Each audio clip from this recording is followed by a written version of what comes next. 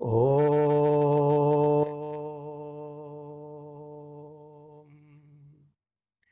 यां मेधां देवगणा पितरश्च उपासते तया मामध्वमेधायाग्ने मेधाविनं कुरु स्वाहा। परम पिता परमात्मा से केवल बुद्धि के लिए याचना करनी चाहिए, क्योंकि बुद्धि मिल जाए तो संसार के सब पदार्थ स्वतः ही प्राप्त हो सकते हैं। इसलिए बार बार, अनेक बार परमात्मा से बुद्धि के लिए याचना करो और कुछ मत मांगो, केवल बुद्धि बुद्धि, हे प्रभु बुद्धि दो। इससे पूर्व की कड़ी में मैं कौन हूं, मैं कहां से आया हूं, मैं किस लिए आया हूं, और आज का जो मेरा विषय है, मैं कहां जाऊंगा। हम सब मानव शरीरधारी हैं, इसलिए मनुष्य हैं, ये सब जानते हैं। हम सब मनुष्य हैं, ये सब जानते हैं। मनुष्य का जीवन जी रहे हैं, ये भी हमें पता है। लेकिन यदि मैं ये प्रश्न करूं कि ये शरीर किसने दिया है, किसने बनाया है, तो संभवतः ज्यादातर लोग इसका सही उत्तर नहीं दे पाएंगे। ये बात कोई मैं उनकी योग्यता पर प्रश्न चिन्ह लगाने के उद्देश्य नहीं कह रहा, बल्कि एक समय था यदि मेरे से भी यही प्रश्न किया जाता तो संभवतः मैं भी ठीक उत्तर न दे पाता। लेकिन हमारे मनीषियों ने हमारे लिए सब समस्याओं का समाधान कर दिया है। इससे सरल और कोई उपाय नहीं है। उन्होंने कहा, जब भी संशय की स्थिति उत्पन्न हो तो प्रमाणों से उसकी परीक्षा कर लो। अरे भाई, पढ़ना हो, कुछ भी करना हो, 5 चीजें उन्होंने बताई हैं, लेकिन मुख्य में प्रमाण जो 8 प्रकार के हैं, उनमें से 3 प्रत्यक्ष, अनुमान। आज की चर्चा के विषय में मेरा दोनों से समाधान हो जाएगा। प्रत्यक्ष क्या है? अगर प्रत्यक्ष हमने देख लिया है, समझ गए हैं, तो अनुमान आसानी से समझ में आ जाएगा, क्योंकि प्रत्यक्ष का ज्ञान बहुत ही सीमित है और अनुमान का बहुत बड़ा ज्ञान हो सकता है। प्रत्यक्ष है, शरीर में आत्मा है, शरीर चल रहा है, हम सब जानते हैं, ये प्रत्यक्ष है। ब्रह्मांड चल रहा है, नियम से चल रहा है, कोई अदृश्य नियामक है। ये ईश्वर का प्रात्यक्षिक ज्ञान है।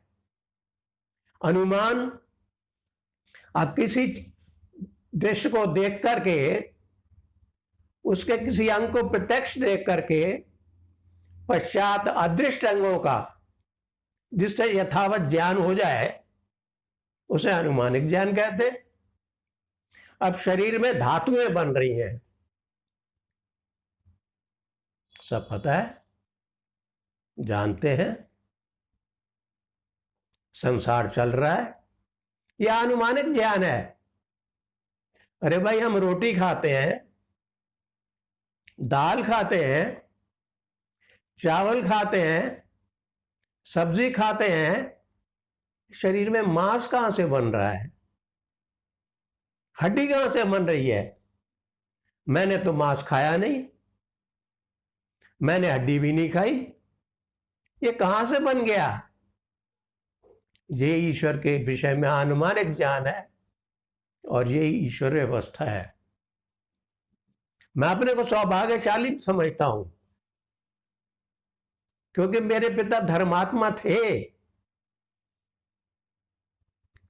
इससे बड़ा सौभाग्य क्या हो सकता है? और उसी का परिणाम है कि मेरा थोड़ा झुकाव इधर रहा। और वैसे भी कहा जाता है कि भैया पत्नी तो पसंद की मिल जा, लेकिन माता बड़ी पुण्य से प्राप्त होती है। एक बार की बात है, शिवा की माता पूजा कर रही थी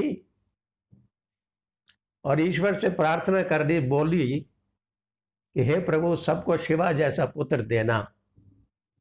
शिवा ने सुन लिया और आकर के बोला, प्रभु सबको जीजा जैसी माता देना। तो ये पुण्य प्रताप से ही प्राप्त होता है। तो मैं जिस विषय में चर्चा कर रहा हूं आज आपके समक्ष कि मैं कहां जाऊंगा, जब मैं की बात आती है तो उसका संबंध है आत्मा से। क्योंकि आप देखते हैं इस बात को, संसार में आप इसको देखते हैं, शरीर स्वयं नहीं जाता, शरीर तो ही रह जाता है, जाती है आत्मा। अब यहां पर भौतिक जगत में शरीर को कौन ढो रहा है, आत्मा को कौन ढो रहा है? ये शरीर ढोता है।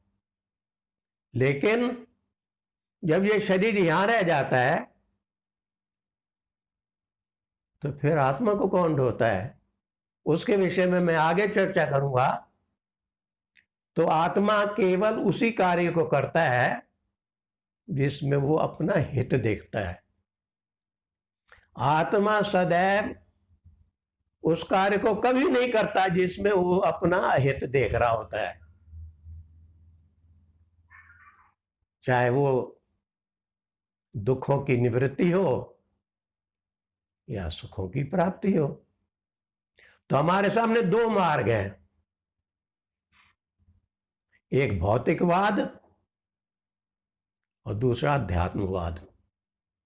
भौतिकवाद, चूंकि हमारा शरीर परमात्मा ने 5 स्थूल भूतों से बनाया, पृथ्वी जल अग्नि वायु आकाश से शरीर बनाया है। ये भूतों से बना है, जड़ हैं, अनित्य हैं, और इनमें विकार 6 प्रकार का विकार है। पैदा होना, बढ़ना, बढ़ के रुक जाना, परिवर्तन होना, घटना और अंत में नष्ट हो जाना। तो संसार की जितनी भी चीजें हैं शरीर के लिए बहुत जरूरी है, क्यों? शरीर हमारा भूतों से बना हुआ है और संसारिक चीजें जो है बहुत अनिवार्य हैं, क्योंकि अगर ये शरीर नहीं होगा तो आत्मा कुछ नहीं कर सकती। लेकिन विचारणीय बात यह है कि हम जितना भी सांसारिक चीजें प्राप्त करते हैं वो मैंने बताया ना कि अंत में नष्ट हो जाना। जब अंत में शरीर नष्ट होता है, मृत्यु हो जाती है, तो परिणाम क्या होता है? जितने हमारे संबंध हैं, सांसारिक संबंध समाप्त हो जाते हैं। जो धन संपत्ति है वो भी सब यहीं रह जाती है, और जो हमारा ज्ञान, उसको अविद्या कहा है। यहां सांसारिक ज्ञान जितना वो अविद्या है, अनित्य है। क्योंकि जब मस्तिष्क का जितना भी ज्ञान है वो मस्तिष्क नष्ट हो गया तो शरीर के साथ वो भी नष्ट हो गया। लेकिन दूसरा ज्ञान है आध्यात्मिक, आत्मा से संबंधित। आत्मा नित्य है, नाश नहीं होता। लेकिन यहां प्रश्न उठता है कि जो आत्मा से ज्ञान प्राप्त किया, अब शरीर तो नष्ट हो गया। अब यहां पर भौतिक उसमें शरीर साधन है आत्मा के लिए, ये रथ है उसका, लेके घूमता है इसको, कहीं भी जाना हो। आत्मा स्वयं नहीं जा सकती। लेकिन शरीर नष्ट हो गया तो उस समय क्या होगा? आत्मा को कौन ढोएगा? तो वहां सूक्ष्म शरीर की बात की है, जिसमें 17 पदार्थ हैं, जो जन्म मरण में सदैव साथ रहता है। तो जीवन में हम क्या करते हैं? रोज लक्ष्य बनाते हैं। एक लक्ष्य बनाया, वो खत्म हुआ, पूरा हुआ, दूसरा बनाया, तीसरा बनाया, और ऐसे ही बनाते बनाते क्या होता है, बचपन से वृद्धावस्था तक लक्ष्य बनते रहते हैं। अंत में क्या होता है? अजी पूरा हो गया। संसारिक लोग क्या, अजी पूरा हो गया। अरे अधूरा था, अधूरा ही रहेगा, पूरा कैसे हो सकता है? इसको एक उदाहरण से समझते हैं हम। एक बालक ने विद्या प्राप्ति का लक्ष्य बनाया, खूब मेहनत की, अच्छी विद्या प्राप्त की, विद्या प्राप्त कर ली। अब लक्ष्य विद्या का नहीं है, अब लक्ष्य नौकरी का। नौकरी प्राप्त हो गई, अब लक्ष्य आ गया विवाह का। नौकरी का लक्ष्य पीछे हट गया, विवाह का, संतानें हो गई, बच्चे हो गए। लेकिन वो लड़का जो नौकरी कर रहा था इतना व्यस्त रहता था कि न तो अपने स्वास्थ्य को देख सका, परिवार की तरफ भी ध्यान नहीं दे सका, और एक समय आया विदेश चला जाना पड़ गया उसको। अब शरीर का ध्यान नहीं दिया, परिवार भी ऐसे ही छिन्न भिन्न हो गया, धन खूब आ गए उसके पास, अपार धन आ गया, लेकिन स्वास्थ्य ही नहीं रहा। क्या भोग करेगा? धन साधन है, साध्य नहीं है। उसने धन को साध्य मान लिया था, परिणाम विपरीत हो नहीं था। तो यहां समन्वय बनाना है दोनों में, भौतिकता में भी आध्यात्मिकता में समन्वय बनाना है। आपने सुना होगा कि उर्दू में धन को दौलत कहते हैं। दौलत जिसके पास आवे है ना भैया, ऐसी 2 लात मारे उसकी 4 टेढ़ी कर दे। अब अध्यात्म इस विषय में क्या कहता है?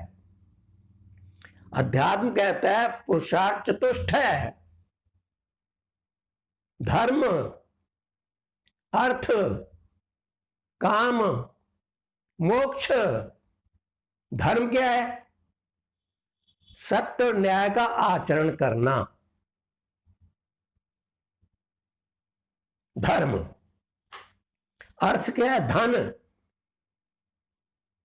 धर्म से, सत्य और न्याय से धन का उपार्जन करना, धन को कमाना। इसलिए जो धर्म से अर्थ कमाया जाता है उसको अर्थ कहा जाता है, और जो अधर्म से कमाया जाता है उसको अनर्थ कहते हैं। इसलिए अधर्म से कमाया हुआ धन जो अनर्थ ही करता है। तीसरा है काम। धर्म से अर्थ, जो पैसा कमाया, धन कमाया है, उससे अपने इष्ट भोगों को पूर्ति करना, अपनी जरूरियात को पूरा करना। और चौथा क्या है? मोक्ष। मोक्ष के माने मुक्ति के हैं, छूट जाना। किससे? अरे जब ये पाए तीनों सही कर लिए तुमने, तो तुम्हारा मार्ग प्रशस्त हो गया। कहते हैं ईश्वर को प्राप्त करके सब दुखों से छूट जाना। अब निर्णय हमने करना है, इसको चुने या उसको चुने। तो मैंने बताया ना कि आत्मा का स्वभाव है कि आत्मा केवल उसी कार्य को करता है जिसमें वो अपना हित देखता है, और हमने भी उन्नति करनी है। किसी को अवनति पसंद नहीं है, कोई अपना हित नहीं करना चाहता। तो आत्मा का स्वभाव क्या है कि हम जो भी कार्य करते हैं उसमें आत्मा का प्रयत्न रहता है। तो कर्म प्रयत्न के अनुसार होता है, प्रयत्न इच्छा द्वेष के अनुसार होता है। इच्छा द्वेष सुख दुख से संबंध तात्विक ज्ञान जो उसके पीछे है उसके अनुसार होता है। हम सब बुद्धिजीवी हैं, परमात्मा ने विवेक दिया है हमें। विवेक माने है कि चिंतन मनन सोच के करो, लेकिन इतना होने के बावजूद भी परमात्मा जब भी गलत कुछ काम का विचार आता है सावधान कर देता है, क्योंकि जानते ही अल्पज्ञ है, मेरा ये अमृत पुत्र है, मैं अगर इसकी देखभाल नहीं करूंगा, इसको बुराई से नहीं बचाऊंगा तो और कोई दूसरे बचाने आएंगे। ये मुख्य बात है, लेकिन वो सावधान ही करता है बस। और जब हम पाप करते हैं ना तो फिर हाथ नहीं पकड़ता, हमारा हाथ पकड़ते ही नहीं हो। तो यहां पर ये देखना होगा कि अगर हमारे कर्म ठीक हैं, हम सही मार्ग पे चल रहे हैं, तो हमारा उत्थान होगा। नहीं तो बार बार जन्म होगा, बार बार दुख पैदा होंगे। तो इसको यूं समझिए, जब तक जन्म है ना होगा दुख होगा, दुख होगा तो प्रवृत्ति होगी, प्रवृत्ति होगी तो दोष होगा, दोष होगा तो मिथ्या ज्ञान होगा। और अगर मिथ्या ज्ञान के माने क्या है? विपरीत ज्ञान, अविद्या। अविद्या के हटते ही दोष हट जाता है, दोष के हटते ही प्रवृत्ति हट जाती है, प्रवृत्ति हटी जन्म हट गया, जन्म हट गया तो दुख स्वतः ही समाप्त हो जाएगा। हम चेतन हैं और चेतन की उन्नति चेतन से ही हो सकती है। प्रकृति जड़ है, हमारा शरीर जड़ है, लेकिन जो आत्मा इस घरौंदे में रहता है वो चेतन है। जड़ की उन्नति जड़ से हो सकती है, लेकिन चेतन की उन्नति तो मात्र चेतन से ही होगी। और संसार में केवल दो ही पदार्थ चेतन है, संभवतः सभी जानते ही होंगे, एक मैं आत्मा और दूसरा परमात्मा जो आनंद स्वरूप है। तो मुझे क्या चाहिए?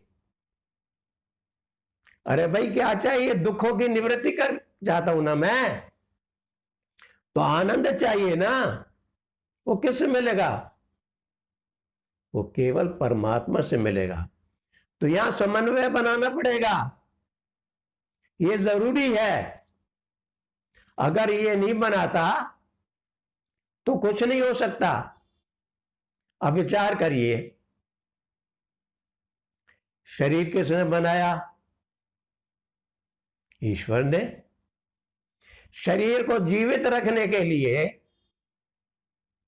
संसाधन अन्न, जल, वायु, औषधियां, वनस्पतियां, अन्य जितनी भी जरूरियात हैं वो किसने बनाई? सारी आत्माएं मिलकर नहीं बना सकती, परमात्मा ने बनाई है। तो भैया एक बात सुनो, जिसने सब कुछ बना के दे दिया, और हम भी तो मननशील है, मनुष्य है ना, तो स्वात्मवत अरे कुछ सोचो। सब कुछ उसने बना दिया तो हमारा भी तो उसके प्रति कुछ दायित्व या फर्ज बनता है या नहीं बनता?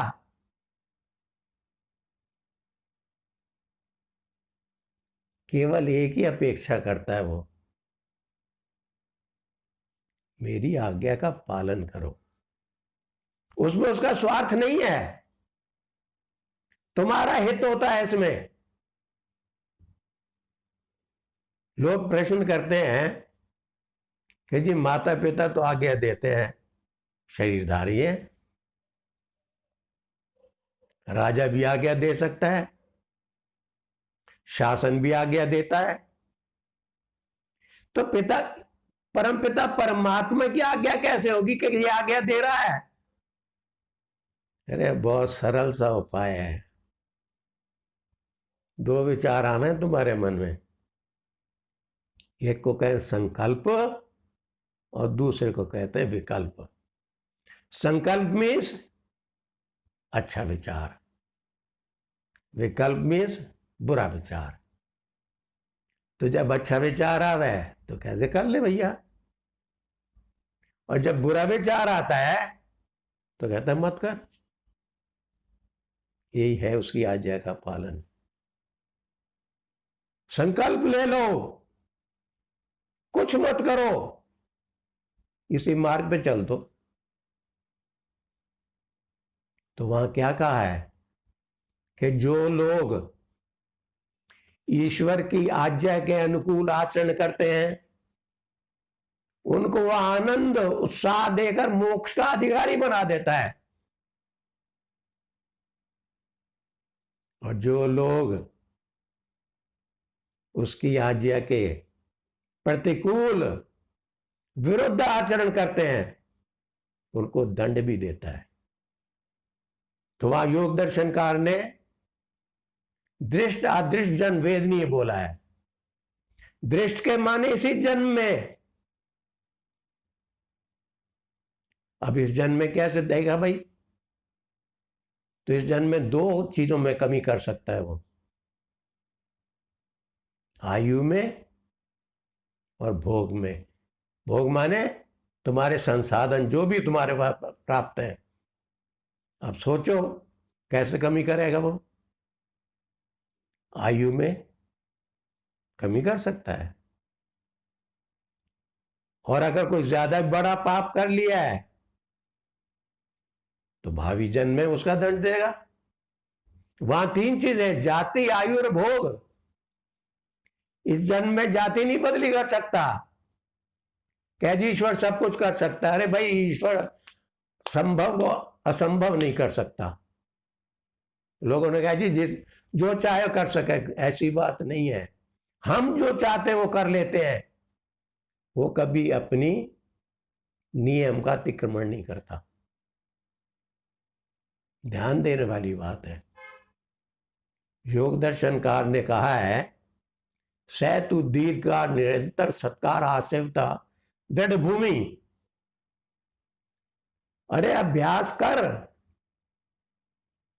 दीर्घ काल लंबे समय तक मरण पर्यंत अभ्यास कर।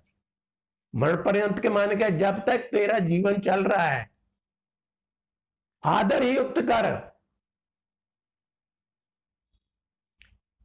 प्रतिदिन कर, निर्विघ्नता के साथ कर, तपस्या, तप पूर्वक।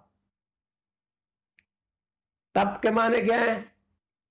अरे भाई रास्ते में बाधाएं आती हैं, शरीर की भी हो सकती है, लाभ हानि की भी हो सकती है, उससे भी प्रभावित मत हो।